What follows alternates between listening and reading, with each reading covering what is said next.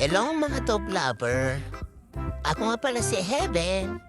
Ako yung nakita yung nakahigang nagle-labor ngayon.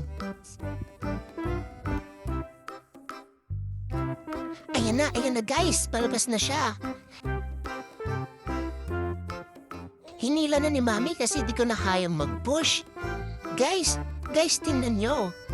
Yung kulay ng amniotic fluid, dapat color white yan. Pero yung sa akin kasi, color greenish na yung ibig sabihin, dumumi na si papi ko sa loob ng tummy ko. Guys, hindi na talaga ako gumagalaw dyan.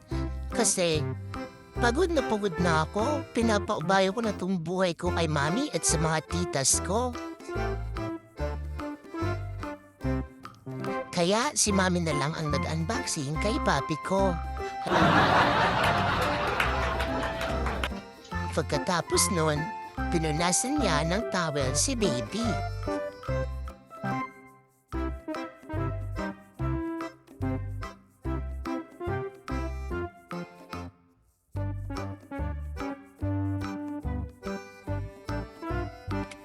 At eto na nga, hindi pa tapos si Mami. Tinali niya yung pusod gamit ang sinulid.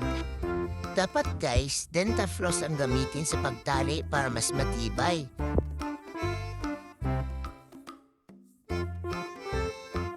Mas matibay at para hindi matputol. Oh, ayan na nga ba sinasabi ko? Paribasa kasi, toothpick lang ginagamit nila dito sa bahay.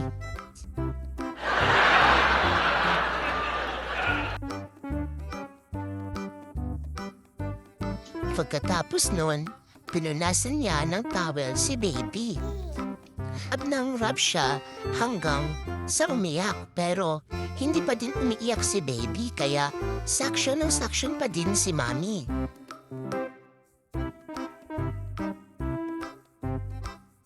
Ako naman nakahiga lang.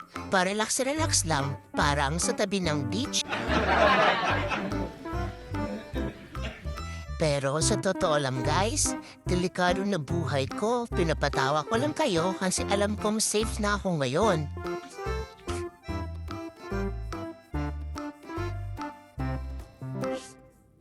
At ito mga guys, si baby nahihirapan pa rin huminga.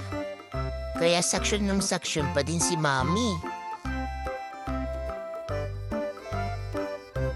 Sabi niya parang mayroon pa rin nakaharang.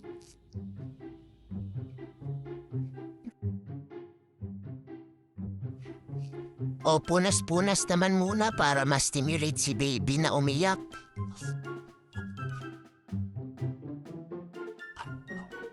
Punas-punas lang. Punas-punas lang. Ayan guys, okay na daw si baby. Pwede na daw yan, pasado na siya. Graduate na siya. Sent to nursery. Ayan, natanggal na ni Mami yung placenta ni baby.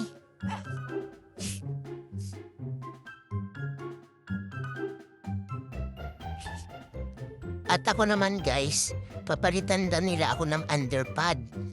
Ay salamat, naisip din nila, kanina pa ako dito nilalamig. Hindi lang ako makapagsalita. Oo, siya, sige na, naiintindihan ko kayo, busy kayo at nakafocus kayo sa baby ko. Sige na, pinapatawad ko na kayo. Hello baby, ako ang Mami mo. Masakit ba manak? Aray ko na naman ni Mami. Masakit na. Ha? May natira pang isa? Guys, abangan niyo yung next video. Na-stuck sa vagina ba yung papi at kung paano siya nilabas ni Mami. At guys, eto na yung masayang part.